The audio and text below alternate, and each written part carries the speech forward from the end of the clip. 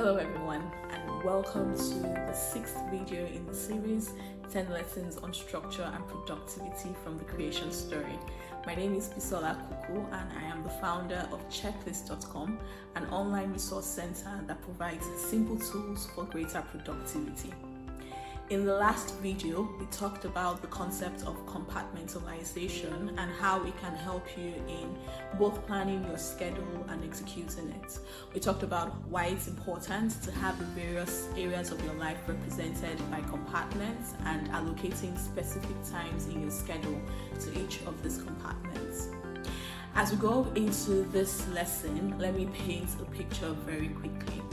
Imagine that a product is being assembled in a plant and the steps are such that component A has to be put in first, followed by B, C, D, and E in that order.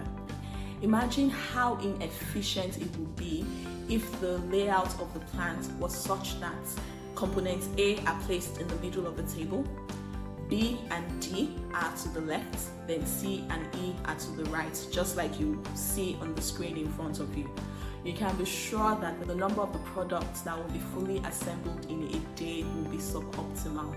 For the entire process to be efficient and for the teams to put together the maximum number of products in a day, the layout of the plant has to leverage the natural flow of the process, such that the components that are required for steps that follow each other are put together as sharing the same space. When Kate heard this story, she was able to immediately draw a parallel to her schedule and see ways that she can apply it.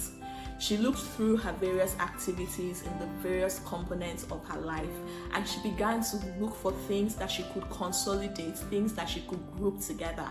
She was successful in finding some. For some of the ones she found, she was able to leverage this principle of consolidation because locations where the activities occur are similar. So for example, she realized that her salon was quite close to her grandparents' house. And so by scheduling her hair appointments for the same days that she visits her grandparents means that she could save herself about an hour and a half in commute time. In some other cases where she applied this principle, it was possible because the tools she required to carry out those activities were similar. Kate is not a big fan of Excel, but she does recognize that it's a powerful tool that helps you to get things done, and she uses it both at work and in her personal life.